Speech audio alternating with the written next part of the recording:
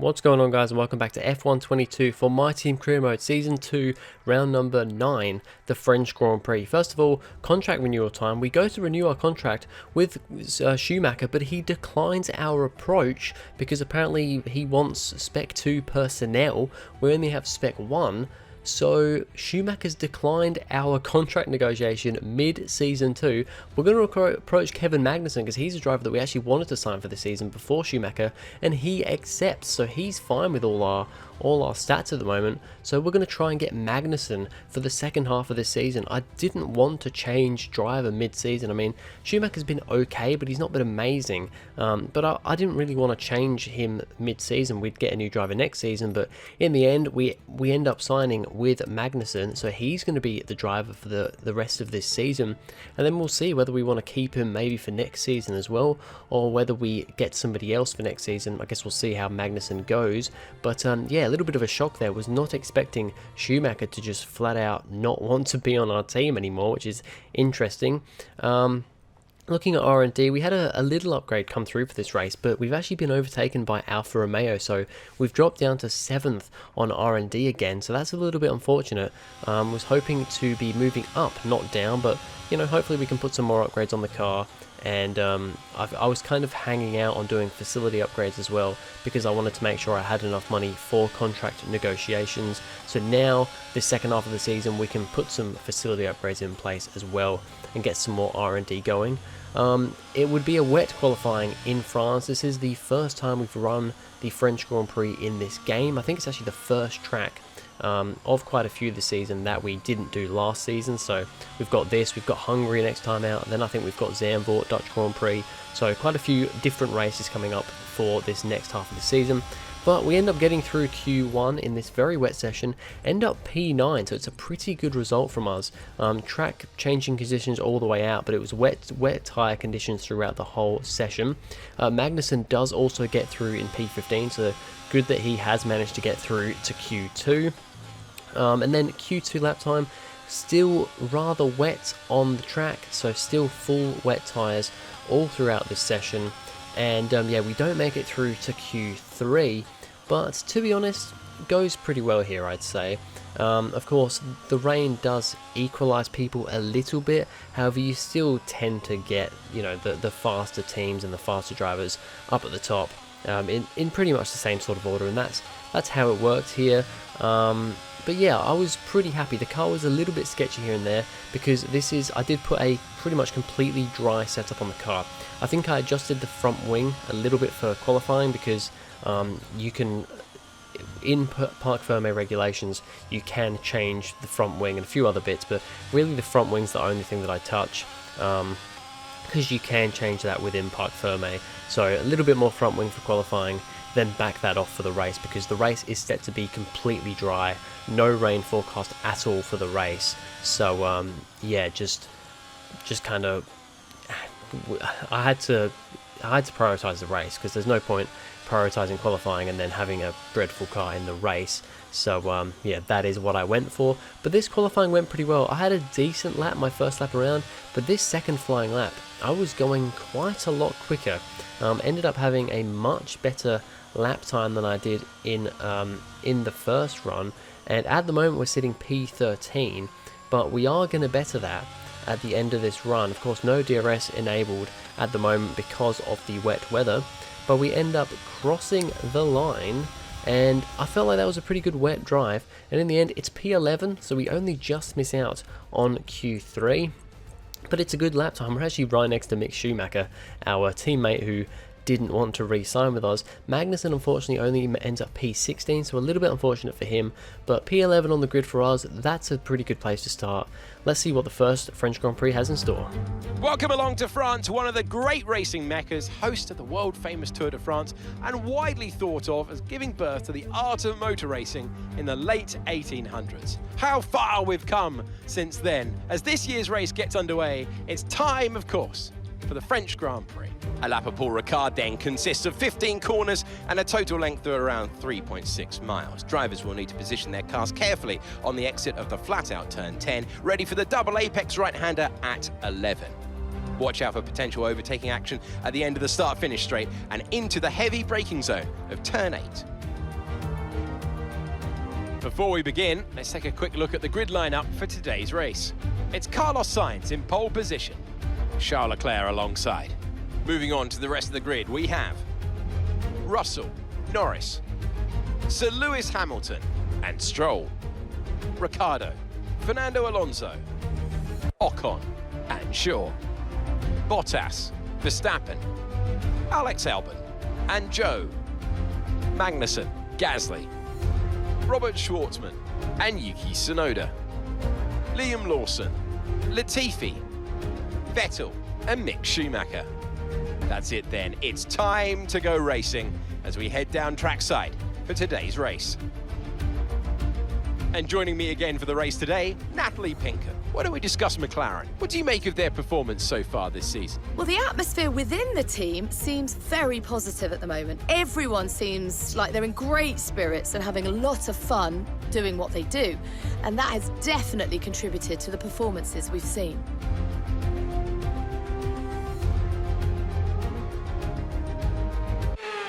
Alright, so I obviously didn't mention it before, but I mean, you've probably seen. The driver swap ended up being, as we have a little bit too much wheel spin off the line there on our formation lap, Magnussen came to our team, Schumacher went back to Haas. So Schumacher's back in the Haas again, and I think that's pretty stupid from him because we are quite a bit quicker on R&D now, and generally on paper, on pace actually, than Haas. So he's really taken a bit of a step back here. Not wanting to re-sign with us. But anyway, we've now got Magnussen, who is a slightly higher rated driver anyway. I think Schumacher was like 85 rated. Magnussen is now 87 rated on our team. So here we go for the French Grand Prix. It is once again not a great start from us. We're on the medium tyres. Few cars around us also on the mediums. Cars ahead on the hards as we get overtaken by Bottas and Albon. But then we fly past Albon in through turn 1. Bottas makes contact with Ricciardo through turn 1 as well. We've also got Verstappen behind us as well. He's going to be putting pressure on, starting further down the grid because of a grid penalty. We are everything's getting very out of shape up ahead, and we've got Albon right on our tail behind us. Bottas in the way ahead of us. I think he's got some damage. You can see there, front right end plate on his front wing was not there. So Bottas has had some damage off the start, so that's not good. So we go onto the back straight here, but for some reason our straight line speed does not seem good here. Maybe because Bottas now has less drag because of his damage. He flies alongside us, and Albon goes up the inside as well. We're going to try and defend from Albon. Bottas will get through on us, but yeah, we really did not seem to have the speed that I thought on that straight there. Maybe we just didn't get a good run out of the corner. But that means that Bottas is back past us again, but I think he's going to be coming in to the pits for a front wing change, looking at that damage. So we're P11 at the moment, haven't actually lost, well no, actually we have, because we started P10 because of Verstappen's grid penalty. Funnily enough, Schumacher was supposed to start alongside me on the grid. He also had a grid penalty in his first race back at Haas this season, so that's pretty unfortunate for him. Ended up starting at dead last. But sure enough, end of lap 1, Bottas comes into the pits. We come into the second to last corner a little bit hot, and Albon is still right behind us having a look, but he's got Verstappen all over the back of him trying to make his way through this race. But end of lap 1, we are still P10 thanks to Bottas coming into the pits, and we can carry on. Verstappen behind, like I said, trying to make his way through the order, going for a move on Alex Albon, but Albon goes a little bit deep into the corner, comes back onto the track, makes contact with Verstappen, and that is Verstappen's front wing gone, and that will bring out the virtual safety car on lap 3 here. So VSC is out. Verstappen will have to come into the pits at the end of this lap for a front wing change, so that is massive for the current championship leader. He comes into the pits, we go racing once again. We've actually got a good run on Daniel Ricciardo ahead of us. He has started on the hard compound tyres, we're on the medium, so we have a little bit more pace than him. Into turn 1, Ricciardo locks up, goes straight on through turn 1, and we get ahead of him, so that is good for us. We are showing some pretty good pace at the moment on these medium tyres, with a lot of the cars in front of us on the hards. Lance Stroll is the lead Red Bull driver at the moment, and he is, well, was doing pretty well, but he's gone a little bit too deep into that corner off the back straight and has let Esteban Ocon, one of the home favourites here, of course, with Pierre Gasly at the French Grand Prix, French driver, gets past gets past Lance Stroll, and we are now right on the back of these guys, because with these guys fighting each other and the fact that they are on the hards and we're on on the medium tyres, we are right on the back of the two Alpines and the Red Bull. So we're just going to hover around Fernando Alonso at the moment and see if we can make anything work here on these better tyres. Of course, these tyres are going to wear out quicker than theirs. We're going to have to come into the pits earlier, but at the moment we are in the better position.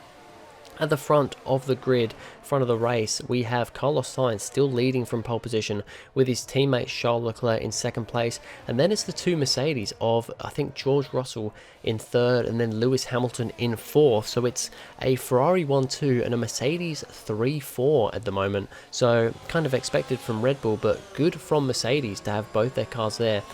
I think massively helped out with the fact that Stroll is nowhere near where he should be, and Verstappen is not having a good race here with that grid penalty. We end up getting a run on Fernando Alonso on lap number 9. We're going to go to the outside of turn 1, try and make the move stick. He goes quite tight to the inside actually and compromises his line quite a lot through there, and that allows us, especially with the more grip on these tyres, to go around the outside. He tries to fight us back into this next corner, but we have the grip on these tyres, and we will stay ahead of Fernando Alonso up into P8 at the moment.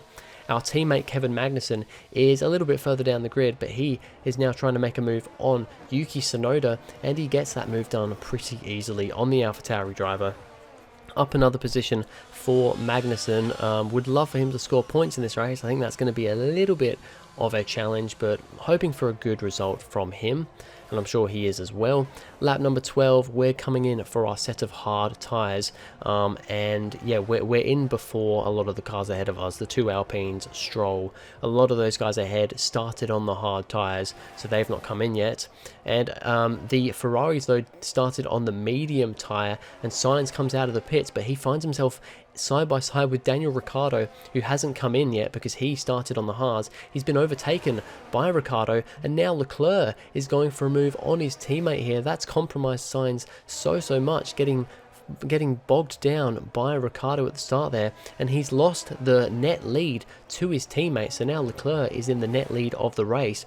The two Mercedes also have both come into the pits for their pit stop onto the hard tyres, and Lewis Hamilton has managed to get the undercut on his teammate George Russell. So it's a change, it's a swap around for the two Ferraris and a swap around for the two Mercedes as well. As lap number 16 now, Fernando Alonso comes out of the pits. We just narrowly managed to get ahead of him in the pit stop phase here. Stroll ended up coming out of the pits just ahead, as you can see, and he's on the medium tyres, so he's probably going to pull away. Alonso's on the mediums as well, and as we come now onto lap 17, Esteban Ocon comes out of the pits, but he will stay ahead of us. So him and Stroll ahead of us, but Alonso is currently behind us. But once those medium tyres warm up, I think he will have more pace, and sure enough, we don't get it too good around turn 2. And Alonso dives up the inside, and we're not going to fight that too much because the Alpine is quicker than us, and on those quicker tyres as well, he's just going to make that move stick any day of the week, so we're really not going to fight that too hard. As at the front of the grid, Sainz is making his way back into the lead of the race, going for a move around the outside of his teammate for P1. The two Mercedes, though, have caught right up to the back of these guys, and now it is a four-way battle for the lead. Look how close all these four drivers are to each other. This could be an exciting battle, Ferrari versus Mercedes, to the end of this race. Further down the order, and Daniel Ricciardo is not having a great time trying to get past Alexander Albon. He finds himself in a battle with the Williams driver again, just like he did last time out in Austria. This time, though, he's going for the move round the outside into the next corner. Doesn't quite get it done there. But then Albon, he does exactly the same thing that he did with Verstappen. Comes back onto the track after running a little bit deep and gives Ricciardo front wing damage. So that's another issue for Albon. But, I mean, it kind of works out in his favour. But yeah, really not great driving from him this race. As Max Verstappen's trying to make his way through the order after the issue with Albon at the start, he gets a move done on Schwartzman into turn 1. but then Schwartzman actually comes back at Verstappen, and these two are going to do the same thing as Albon did, but this time these two don't make contact, but Schwartzman is giving Verstappen a good run for his money here, which is very surprising. I mean, Verstappen's in a Red Bull, and he's the driver's leader, the driver's championship leader at the moment. Schwartzman actually manages to get the move done, but Verstappen's not going to be too worried, because down the back straight here, the Red Bull's a quicker car, and he's got DRS, so he manages to get back up into that position, and is going to chase down some other cars to try and just score a point in this race, so it's really not looking great for Verstappen. My teammate Kevin Magnussen is now trying to get past the other AlphaTauri of Pierre Gasly. These two end up going side by side through the section here, and they're still side by side as they come up this next straight. Great racing going on here, although I'm a little bit disappointed by Magnussen because he really should be getting past the AlphaTauri. I mean, this track isn't the easiest to overtake on, and I've noticed that more in this game. In the previous game, had a few good races around France, around Paul Ricard here. In this game, at least with this one race that I've done so far, it's actually not been the most exciting race. Although you had those, the 4 cars at the front battling, they weren't battling that much actually. There wasn't a whole lot of overtaking going on. And we ended up finding ourselves in a little bit of no man's land here. The Alpines and Stroll ahead kind of pulled away, but we're pulling away from Albon and the cars behind him. So find ourselves in a little bit of a boring second half of this race. That battle ahead though is still going on, as Ocon now trying to get past Stroll for that position. He wants to be the lead car out of these three, definitely wants to beat his teammate in his home Grand Prix, but is looking to get past Stroll as well. But Stroll is fighting this one pretty well. I mean, he should really be beating Ocon here in that superior Red Bull, but Ocon gets the move done. He's having a good home race here at the moment and is up another position. The fight for the lead is still going, and actually it's even bigger now because you've not just got the 2 Ferraris and the 2 Mercedes, you've now got Lando Norris in the McLaren who's caught up to this group, and it's now essentially a 5-way battle for the lead. And Norris is on the medium tyres, so he is on the quicker tyres. He's the quickest man on track at the moment. So, yeah, looking good for Norris, but like I said, pretty difficult to overtake on this track, at least for the AI. They just don't seem to be able to overtake that well on this track, so Norris is going to have to work a bit of a miracle to get up on the podium, potentially even win this race. Lap 26, and this lap I kind of put my foot down. My tyres seem to have really got up to heat, got up to temperature, and be potentially performing better than the medium tyres now, because on this lap alone, just pushing as hard as I could, I actually caught up to Alonso, Ocon and Stroll quite considerably with a very good lap time there. Unfortunately, lap 27 I would kind of back off a little bit and would lose a bit more time to them. I mean, I was never going to catch them, but I did catch them considerably there in that lap. As now there's a big battle going on for the final lap here. Gasly goes for a move on Schumacher, but Verstappen gets them both and puts himself up into P11. So it's P11 in the end here for Verstappen, but it's not points. No points for the championship leader. That could be big in this championship, considering the 2 Ferraris finish 1-2, but it's Sainz who crosses the line first. We end up P9. Alex Albon scores another point for Williams in P10, so it's another, despite having a lot of issues, a lot of altercations in this race, it's actually still a good race from Albon for P10, definitely. Hamilton gets driver of the day. So yeah, that's French Grand Prix. Another superb French Grand Prix comes to an end then, and it's a thoroughly deserved victory.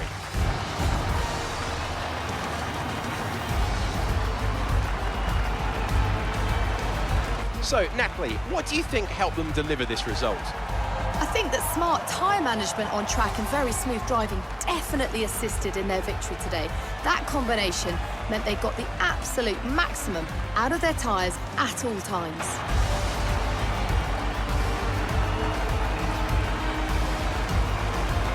Ferrari are at it again. An excellent performance at today's Grand Prix, and they're certainly a team that know what they're doing out there. So Carlos Sainz gets what I think is his first main race win of the season. It's been very much dominated by Verstappen mainly, but also a couple of wins from Leclerc this season. But I think this is Sainz's first main race win. He won the sprint in Austria last time out, but didn't win the main race, so it's a good result from him. Leclerc comes home for a 1-2 for Ferrari, and this is the last race they'll be wearing the yellow 75th anniversary of Ferrari uniform. Next race we will not be having these uniforms on. I recorded this one quite a while ago. Hamilton comes home in P3, so it's a good result from him as well, with Russell P4, and Norris unfortunately just couldn't do anything, P5, but he picks up the fastest lap, so good stuff from Norris there.